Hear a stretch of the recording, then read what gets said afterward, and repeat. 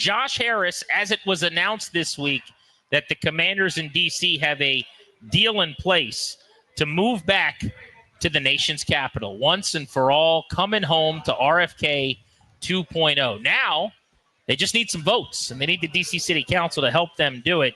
And we're sitting in Ward 2 as we get ready at Capital One Arena for a massive Caps game tonight. If they win, they clinch, and they move on. So who better to talk to than the D.C. City Council member from Ward 2 representing this ward, Brooke Pinto, who is with us.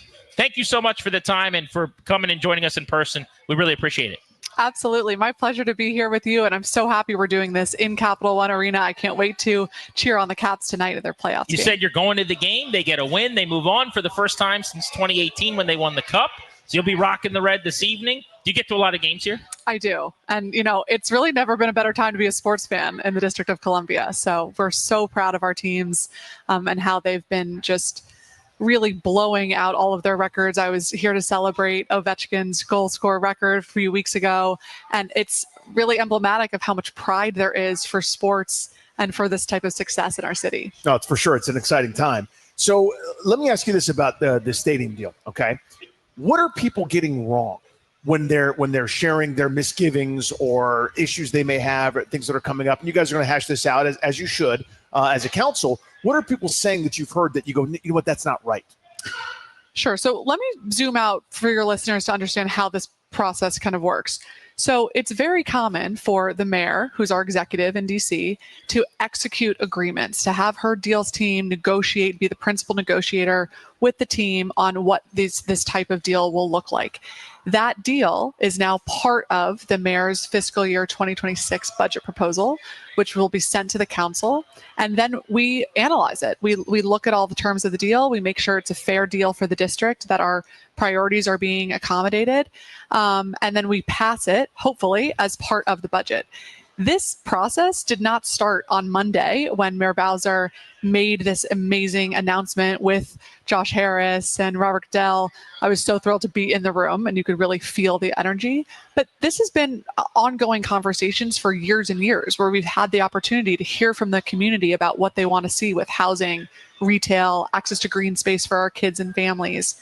All of that is incorporated in this deal. Conversations that I've had with the team about the importance to me of including job access to our returning citizens. This offering is going to have 2,000 job opportunities. So a lot of that input has been incorporated. And so I'm thrilled about the deal. And now it continues through the legislative process, which will be finished with mid-July. Yeah, and those 2,000 jobs are permanent, 16,000 total when you account for, obviously, the construction jobs, right? 14,000 of those. So it's interesting to hear you say that, because we had the chairman, Phil Mendelson, on a couple days ago. And his number one gripe, he didn't come out and say this, although he kind of did, was it just seemed like he was upset that he wasn't included more. And that was like his whole annoyance in all of this. So your point is it's actually semi-common that he or you guys wouldn't be that included until this point. Right. The mayor executes deals and is the initial proposer of the budget. That's how the budget process works every year. This has been a topic of interest to me, so I have involved myself. But it's very common that the mayor is the principal negotiator for these things.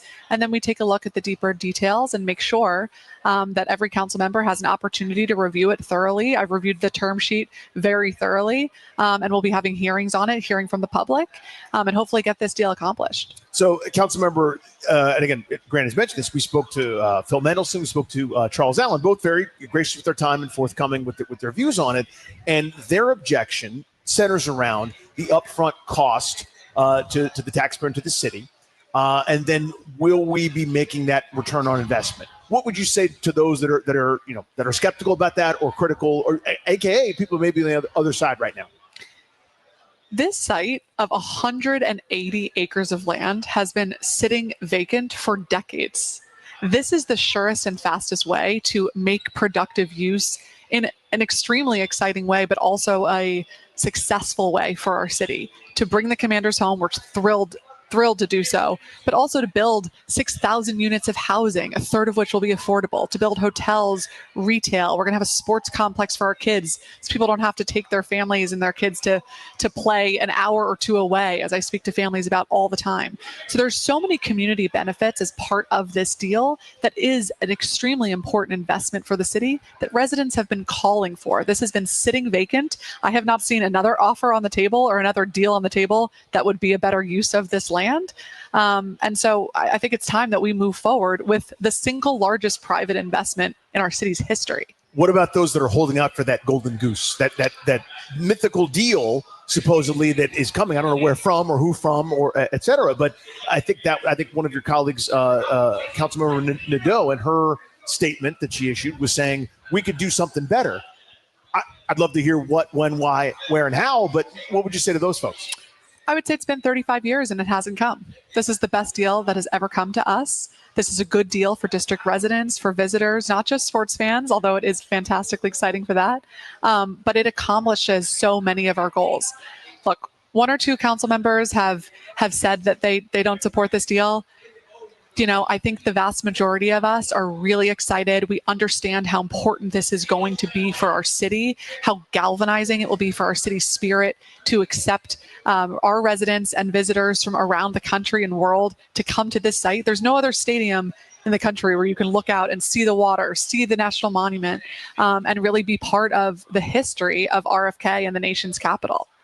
So, and I mean this when I say that I enjoyed our conversations with Alan and with Mendelson, but neither of them were able to answer this question. And it sounds like you're saying what I'm saying, which is I have not heard a better alternative to generate growth, jobs, and tax revenue at that site. And if they have one, I'm all ears. But there isn't one, and I'm still waiting. And I guess if you have a thought on that, I let me know. But what else are you going to do that generates more in those three capacities? I share your view. I have not heard a better alternative, but the last several years, what I have heard is when I've spoken to communities about this all across the city, I've said, what if we could build a stadium, but also build housing and retail and hotels and green space? And you know what so many people said to me? That would be ideal, but that's not possible. You'll never make that happen. It's happening. It's all in the term sheet. This is what people have been calling for. And so this idea that we're going to turn our back on the opportunity for the largest economic development opportunity in our history is short-sighted, and I don't think is where we should be headed. Ward 2 Councilmember Brooke Pinto with us here on Grant and Danny on 106.7 The Fan. So I have my own little back of the napkin math here. So far, I'm thinking we have 4 yeses. I've got you on that list. I don't know anyone other than McDuffie, but you, Felder, Bonds, and McDuffie were all at the event. Do you know that all of them would say yes? Or you don't want to speak for them? I don't know. But they were all at the event. So I got those 4 yeses. I've got 2 no's. No-do, I'm calling. I don't know her name, but I'm saying no-do. Nadeau, I think. And then Allen are no's. And then we have 6 maybes that we're still waiting on. We've been told by Mendelson there's not enough support. There's not 7 yeses. Do you agree with that? No, I don't. A couple things on this. So this is not a new bill or a new law that we need to have 7 votes to pass. This is part of the mayor's budget proposal. So this needs to be referred to the Committee on Business and Economic Development Committee, which is chaired by Councilmember McDuffie. All 4 of those council members who you mentioned, who were at the announcement on Monday, serve on the Business Committee. Okay. So we would welcome the opportunity to have public hearings on this deal in the next couple of weeks, have a roundtable on it, dive into the details, hear from the public, move forward a committee report that's supportive of this development, and then it would go to the full council. Now, because it's part of the budget, if somebody wants to move an amendment to excise this entire deal and come up with a new proposal, that's in their right, but technically they would need 7 votes to do that. Interesting. So then is the number 7 that is needed that we keep hearing that's not accurate then, or? It takes 7 votes to pass the budget, and right. So in theory, if you're voting for the budget, which includes this deal, you would be supporting the entire budget. The deal is just one of the hundreds of elements of the budget. Exactly. We've got a $20 billion budget, so everything in there, from our school funding to our police to our libraries, public services. So it would be unusual to just vote against one component. Sorry, Dan, I want to follow up on that real quick, because Alan and I had asked him this question.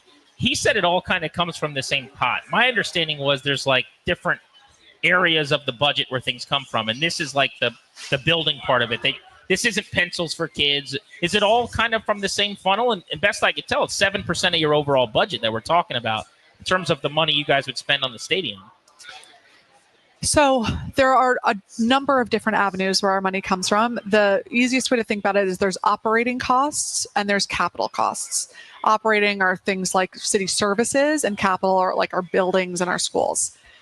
The thing that makes this deal so unique is that part of the public financing component is preparing the land kind of horizontally to make sure that it is ready to be built upon. We're not spending public dollars on actually building the stadium. That's coming from the team. But it is being the private investment component is being reinvested into part of the development for RFK. We're also going to be using part of the funds generated from sales tax and parking fees to then pay for the city's portion of the contribution. So no, I don't think it's accurate to say we're taking from another capital cost, because many of the investments are coming from future generated dollars from this site. Councilmember Brooke Pinto with us here on Grant and Danny. So just want to give you a chance to answer some of these things that critics might say. Sometimes when you hear these economic impact studies, people kind of roll their eyes because it's, sort of columns being rearranged. And a lot of times you'll see this could generate $1 billion. Well, what's the net profit? What's the takeaway? What would you say to some of those folks that are dubious maybe about some of the claims and the revenue that might be generated by an NFL stadium? Sure. So I have looked at study after study. I've looked at other stadium deals around the country. The district public financing component of this deal is about 24%. There are other stadiums like New Orleans that the public financing component is over 60%. So on a comparative basis, this is actually quite low. The average is around 50%. So that's one marker that I look at. I also look at how much revenue that we're going to generate, which we estimate to be about $4 billion, which comes out to about 20% of our whole budget, which is why investment in the future of our city is so important. We cannot continue spending at current levels without investing in our growth and investing in our future. And when we think about sports in particular, it builds so much enthusiasm. People visit the city for it, just like I did to Philadelphia to go to the NFC conference championship game. People will come here for these games. They'll buy concessions. They'll pay for parking. They may go to a restaurant while they're here. They may stay at a hotel while they're here. They may visit our free museums and our monuments. And all of that economic activity is so important, not just for the dollars and cents, which I do think are there, but it's also important for our city's spirit. And good news begets good news. We'll have more businesses opening and really revitalizing this entire area, which has sat vacant for 30 years. You mentioned parking. That was another sticking point, it sounded like, for a couple of your colleagues. I didn't think of it this way because we're used to these suburban stadiums with tens of thousands of parking spots, and we go, only 8,000. That's not that many for tailgaters. And Charles Allen said, 8,000 is way too many. That's Park has 1,200. I would quibble with that number because there's more surrounding kind of in the city. See if you can find the clip of him talking about how he also said that while you guys would own the parking garages, they would get all the revenue from them. And that's what I was going to ask you about. So that 8,000 number, is that sit right with you? And then, the way that he described where that revenue go from parking would go to the team. Just want your reaction to that. So the parking financing is a little bit complicated in that in several years from now, there will be parking generated dollars that do go to the team. And that's part of how we make sure that the team's contribution is as large as it is now, because they are also taking a risk on us. Sure, yeah. We're making this huge investment. And so that was, as opposed to offering more money at the front end from the city's perspective, we were able to be creative in the parking on 4 years from now. In terms of the number of spots, tailgating is a big part of the fan experience for so many of our fans. We want to make sure that people who want to or need to drive to and from the games can. We want to make sure it's much better than the FedEx experience. If any of you have been out to that field, and you get off the metro or you drive there and park, you're walking a mile. And it becomes a very onerous process for many. We also want to make sure to note that we have other public access points to this site. We have metro, we have bus.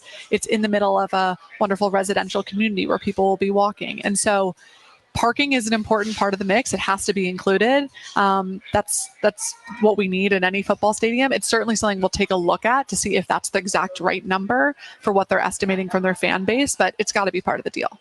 So in terms of generating revenue, it would seem to me like an arena like this one, the number of people here from Virginia tonight, from Maryland tonight, massive, right? And those people are spending their money here, whereas if you guys almost, maybe you would say it wasn't almost, but lost the teams to Virginia, all that money goes away. And all the shoulder restaurants here, and everybody pays for that. And I think about that in the other neighborhood as well, with what could be, around that area.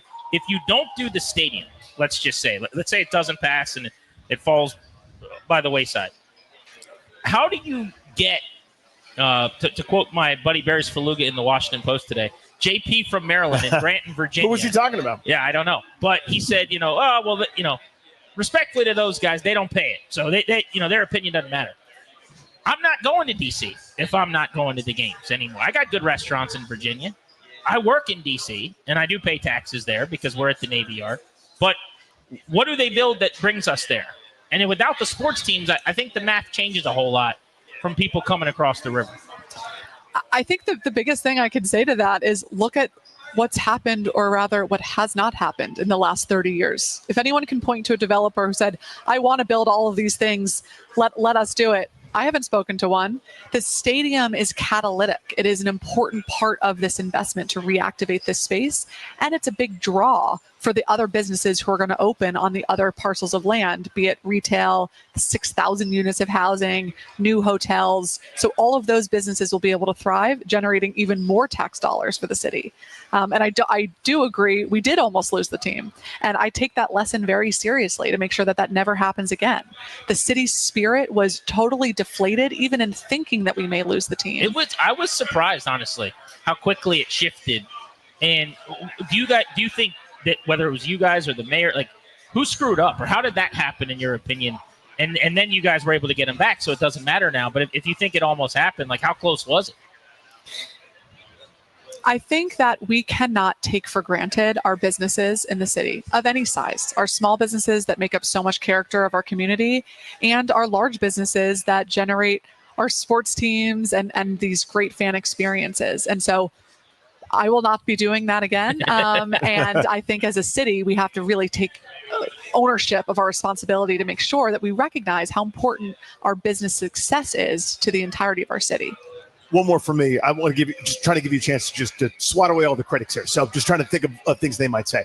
There's so many neighborhood success stories in DC, whether it's the Wharf or Noma or I don't know, there are dozens of places where it's gone from what it was to something now vibrant with its own kind of, you could walk a mile and be in 4 totally different seeming cities, which is one of the beauties of that. And that didn't include a stadium.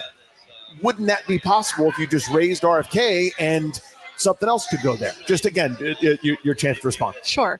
So the biggest difference is that RFK is almost 180 acres. Mm-hmm. We're not talking about 2 acres of land that we can revitalize, or 10 acres of land where we can have some retail.